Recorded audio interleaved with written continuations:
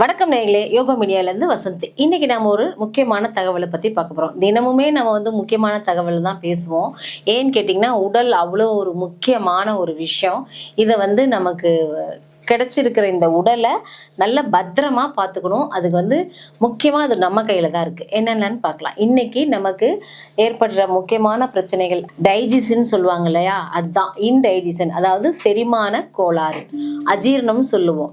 இந்த அஜீரணம் ஏன் ஏற்படுது, அந்த அஜீரணம் வந்துருச்சு அப்படின்னா அதை எப்படி நாம் சரி பண்ணலாம்? இயற்கை முறையிலையும் சித்தர்கள் சொல்கிற மரபு வழி முறையுமாவும், அடுத்தது பார்த்திங்கன்னா நம்ம வீட்டிலேயே இதை எப்படி சரி பண்ணிக்கலாங்கிறதையும் பார்க்கலாம். வாங்க வீடியோக்குள்ள போலாம்.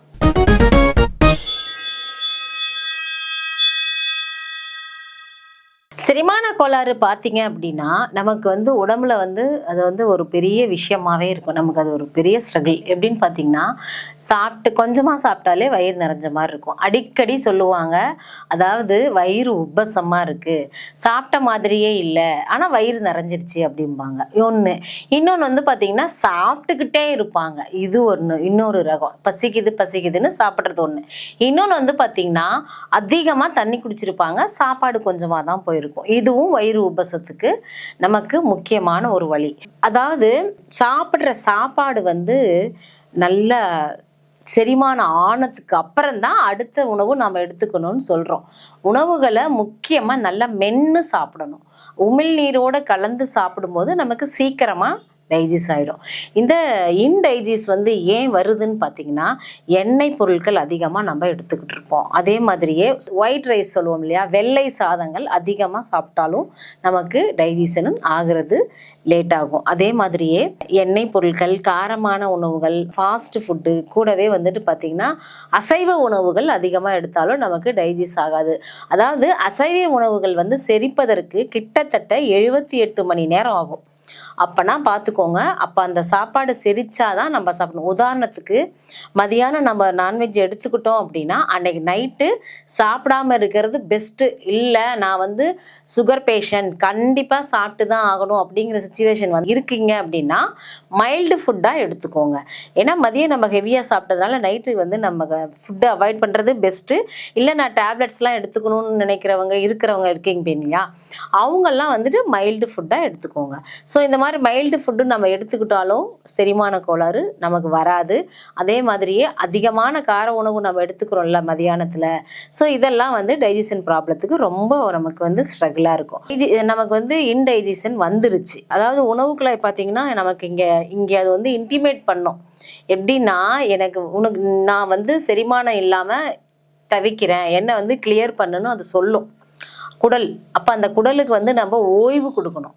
எப்படி? நல்லா சாப்பிட்டதுக்கப்புறம் சூடாக தண்ணி குடிக்கணும். முக்கியமான விஷயம். நான்வெஜ் எடுத்துக்கிட்டிங்கன்னா டீ குடிக்கிற மாதிரியே தண்ணி குடிச்சிருங்க, நல்லாவே டைஜஸ்ட் ஆகும். கூடவே கால்சியம் சத்து அதிகமாக உள்ள வெத்தலைப்பாக்கு போட்டுக்கங்க. அது ஒரு நல்ல பழக்க வழக்கங்கள். இது நம்ம வெத்தலைப்பாக்கு போட்டால் கரை வரும் அப்படின்லாம் நீங்கள் யோசிக்காதீங்க. அது எவ்வளோ ஒரு நல்ல விஷயம் தெரியுங்களா? வெத்தலைப்பாக்கு நான்வெஜ் எடுத்துக்கிட்டது இல்லை, ஹெவியாக சாப்பிட்டாலே ஆனால் அளவாக போட்டுக்கணும். ஒரு நேரம் மட்டும் அந்த வெத்தலை நீங்கள் நல்லா சுண்ணாம்பு பாக்கோடு வச்சு சாப்பிடும்போது உங்களுக்கு செரிமானம் நல்லாவே உங்களுக்கு கிடைக்கும். ஓகேவா? இப்போ நமக்கு அஜீரண கோளாறு வந்துருச்சு. இப்போ இந்த அஜீரண கோளாறை என்னெல்லாம் சாப்பிட்டிங்கன்னா உங்களுக்கு அது குறையுங்கிறதையும் சொல்லியிருக்கேன்.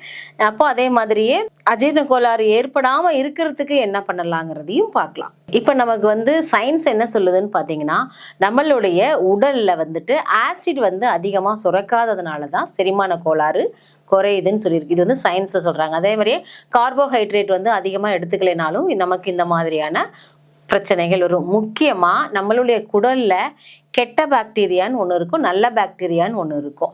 ஸோ இந்த கெட்ட பாக்டீரியா அதிகமாக உருவாகிறதுக்கு காரணம் நாம தான். என்னென்னா, சாப்பிட்ட உடனே பார்த்தீங்கன்னா நிறைய பேர் ஸ்நாக்ஸு நொறுக்கு தீனி சாப்பிடுவாங்க. பார்த்துருக்கீங்களா? இப்போ தானே சாப்பிட்டா அதுக்குள்ளே நொறுக்கு தீனி சாப்பிட்றேன்னு கேட்பாங்க. ஸோ இது நொறுக்கு தீனி சாப்பிடணும் போல் இருக்குது அப்படின்னா அது கெட்ட பாக்டீரியா அங்கே அதிகமாக இருக்குதுன்னு அர்த்தம். அப்போ நீங்களே ஃபிக்ஸ் பண்ணிக்கோங்க, யோசனை பண்ணி பாருங்கள். நம்ம சாப்பிட்ட உடனே யாரெல்லாம் நம்ம குழந்தைங்க சாப்பிட்றாங்க, இல்லை நம்மளே சாப்பிட்றோமா அப்படிங்கிறத கவனிச்சிங்கன்னா கெட்ட பாக்டீரியா அதிகமாக இருக்கிறத நீங்கள் வாட்ச் பண்ணிக்கலாம், அது மூலியமாகவே தெரிஞ்சுக்கலாம். ஸோ அதை வச்சு நீங்கள் நல்ல பாக்டீரியா உருவாகிறதுக்கு என்ன பண்ணணும்னா, நான் ஏற்கனவே சொன்ன மாதிரியே சாப்பிட்ட உடனே சூடாக தண்ணி குடிக்கணும், அதே மாதிரியே நல்லா மென்று சாப்பிடணும், அளவாக சாப்பிடணும், கார்போஹைட்ரேட்டு புரோட்டீன் இது எல்லாமே வந்து சமநிலையில் இருக்கிற மாதிரி நாம் ஃபுட் எடுத்துக்கணும். அடுத்தது வந்து பார்த்திங்கன்னா, நமக்கு இந்த பிரச்சனைகள்லாம் வந்துருச்சு அப்படின்னா சயின்ஸில் என்ன சொல்லுது அப்படின்னா, நமக்கு கண்டிப்பாக நொறுக்கு தீனிலாம் சாப்பிடுவீங்கன்னு சொன்னோம் இல்லையா, இது நீங்கள் எடுத்துக்கும் போது நிச்சயமாக உங்களுக்கு டைஜஸ்ட் ஆகாது. ஏன்னா சாப்பிட்ட 4 மணி நேரத்துக்கு அப்புறம் தான் நாம் எந்த உணவுமே எடுத்துக்கணும். தண்ணி ஒரு அரை மணி நேரம் கழிச்சு குடிங்கன்னு சொல்கிறோங்க. அப்போ அந்த உமிழ்நீரோட மென்று சாப்பிட்டோம்னா தண்ணி நமக்கு தேவைப்படாது. முக்கியமாக மெல்லமாக சாப்பிடுங்க, இது ரொம்ப முக்கியங்க. ஃபோன் பார்த்துக்கிட்டோ பேசிக்கிட்டோ இதெல்லாம் சாப்பிடாதீங்க. சாப்பாட்டில் உங்களுடைய கவனத்தை வச்சு சாப்பிடணும். இந்த உணவில் என்னென்ன சேர்த்துருக்காங்க, என்னென்ன பொருள்கள் இருக்குது அப்படிங்கிறத அதை வாட்ச் பண்ணிக்கிட்டே சாப்பிடுங்க. நாளைக்கு ஒருவேளை நம்ம வீட்டில் சமைக்கிறதுக்கு ஆட்கள் இல்லை, நம்ம தான் சமைக்கணுங்கிற சுச்சுவேஷன் வந்துச்சுன்னா இந்த பொருளெல்லாம் போட்டு நாமளே சமைச்சிக்கலாம். இது ஒரு விஷயம். சாப்பாட்டுக்கு வந்து நீங்கள் நன்றி சொல்லணும், அது ரொம்ப ரொம்ப பெரிய விஷயங்க. சாப்பிட்டதுக்கப்புறம் இன்னைக்கு கிடைச்ச இந்த உணவுக்கு ரொம்ப நன்றின்னு சொல்லுங்கள். கூடவே நம்மளுடைய குடல் பகுதிக்கு நன்றி சொல்லுங்கள். ஏன்னா எல்லா செரிமான வேலைகளையும் பண்ணி மலமாகவும் ஜலமாகவும் வெளியே தள்ளி நல்ல பாக்டீரியாக்களையும் கெட்ட பாக்டீரியாக்கள் எல்லாத்தையுமே உருவாக்குறது இந்த குடல் தான். நம்ம குடல் பாருங்க எவ்வளவு பெருசா இருக்கும், அத்தனை சுருளா இருக்கும்ல. அப்ப அதுக்குள்ளெல்லாம் போய் வெளியே வந்து டைஜஸ்ட் ஆகிறதுக்கு எவ்வளவு நேரம் ஆகும்? 4 மணி நேரம் ஆகும். ஸோ இந்த 4 மணி நேரம் கழிச்சு சாப்பிட சொல்லி சயின்ஸில் சொல்லுது. அதே மாதிரியே தமிழ் மரபு சித்தர்கள் என்ன சொல்லியிருக்காங்கன்னா, அவங்களுடைய உணவுல கம்பல்சரி சுக்கு, இஞ்சி, சீரகம், மிளகு, காரம் இல்லாத உணவு. அதுக்காக தான் மிளகா பொடிக்கு தவிர மிளகு அதிகம் பயன்படுத்துவாங்க. அந்த காலத்துல சித்தர்கள் உணவே வந்து மிளகு தான் அதிகமா இருக்கும். அதே மாதிரியே தண்ணி நிறைய எடுத்துக்கணும், மோர் எடுத்துக்கணும், நெல்லிக்காய் எடுத்துக்கணும், காய்கறிகள் நல்ல, அதாவது ஃப்ரெஷ் காய்கறிகளா நம்ம சாப்பிட சொல்லி சொல்றாங்க. அந்த காலத்துல ஃப்ரிட்ஜ் எல்லாம் இல்லை, அப்பப்பே பறிச்சுட்டு வந்து அப்பப்பே வாடினாலும் பரவாயில்ல, அதை ஒரு அரை மணி நேரம் தண்ணியில போட்டோம் அப்படின்னா அது ஃப்ரெஷ் ஆயிடும். அதுக்கப்புறம் நம்ம சமைச்சு சாப்பிடலாம். தண்ணியில போட்டு கழுவி எடுத்தோம்னா அதுல இருக்கிற கிருமிகளும் செத்துரும், காயும் ஃப்ரெஷ்ஷா இருக்கும். ஸோ கொஞ்சம் நீங்க கூடுமான வரைக்கும் ஃப்ரிட்ஜில் வச்சு சாப்பிட்றத நாம தவிர்த்துக்கலாம். இப்போ அசிடிட்டி வந்துருச்சுங்க, நமக்கு வந்து புளிச்சேப்பம் வரும், நமக்கே தெரியும் இல்லையா. அப்போ நீங்க என்ன பண்றீங்க, கம்பல்சரி நமக்கு வந்து அரை டீஸ்பூன் சீரகமும் சுக்கு அரை டீஸ்பூனும் நல்லா வந்து கொதிக்க வச்சு அதை தண்ணி குடிச்சிருங்க. அதே மாதிரி சாப்பிடும்போது நீங்களே ஒரு சின்னதா இஞ்சி பீஸ் நல்லா மென்று சாப்பிட்ருங்க. அதுவும் நமக்கு வந்து டைஜஸ்ட்க்கு ரொம்ப யூஸ்ஃபுல்லா இருக்கும். கேஸ் எல்லாம் ரிலீஸ் பண்ணி நல்லா நமக்கு ஃப்ரீயா மோஷன் போறதுக்கு சப்போர்ட் பண்ணும். அதே மாதிரியே மோர் இருக்கு இல்லையா, அதில் கருவேப்பிலையை நல்லா மிக்ஸ் பண்ணி ஒரு கைப்பிடி கருவேப்பிலை, ஒரு டம்ளர் மோர் நல்லா அடித்து வடிகட்டி குடிச்சிருங்க. மோர் போச்சுன்னா நம்ம அங்கே உள்ள காரமான உணவுகளோ இல்லை சூடாவோ இல்லை நம்ம உடம்பே சூடாக இருந்தால் கூட அந்த மோர் கருவேப்பிலை எடுத்துக்கும் போது கொஞ்சம் நல்லா குளிர்ச்சி தன்மையாக நமக்கு வச்சு கொடுத்துரும். அதே மாதிரியே வந்து பார்த்திங்கன்னா காய்கறிகள் நான் ஏற்கனவே சொன்ன மாதிரி ஃப்ரிட்ஜில் வச்ச உணவுகளை தவிர்த்துருங்க. வாழைப்பழம் வந்து தப்பாக தான் சாப்பிட்டு பழகியிருக்கோம். இப்போ தான் நடைமுறையில் ஒரு 10 வருஷமாக தான் நல்லா கரெக்டாக சாப்பிட ஆரம்பிச்சிருக்காங்க. விஷயம் தெரியாதவங்க இன்னுமே சாப்பிட்டதுக்கு அப்புறம் வாழைப்பழம் சாப்பிட்டுட்டு இருப்பாங்க. சாப்பிட்றதுக்கு முன்னாடி வாழைப்பழம் சாப்பிடணும், இது ரொம்ப முக்கியங்க. சாப்பிட்டதுக்கு அப்புறம் நம்ம எதுவும் சாப்பிடக்கூடாது, ஓகேவா. ஸோ சாப்பிட்றதுக்கு முன்னாடி பழம் சாப்பிட்டா நமக்கு டைஜஸ்டும் ஆகும், உணவும் குறையும், அளவும் குறையும். அப்போ நமக்கு இன்னும் கொஞ்சம் நல்லா டைஜஸ்ட் பண்ணுறதுக்கு சப்போர்ட் பண்ணும். குடலை வந்து மேலும் மேலும் நம்ம அழுத்தம் கொடுக்காம இருக்கணும் அப்படின்னா பழம் சாப்பிட்டிங்கன்னா நல்லா மென்று சாப்பிடுவோம், அது மைல்டாக போகும். மைல்டு ஃபுட்டில் இந்த பழமும் ஒன்று. நைட்டில் இப்போ நான் சொன்ன மாதிரி உங்களுக்கு வந்து ஃபுட்டு தேவைப்படலை வேண்டாம் அப்படின்னு நீங்கள் நினச்சிங்கன்னா 2 பழம் சாப்பிட்ருங்க, நல்லாயிருக்கும். தூங்கும்போது நல்ல வார்ம் வாட்டர் கம்பல்சரி, நம்ம இது ரெகுலராக நீங்கள் எடுத்துக்கோங்க.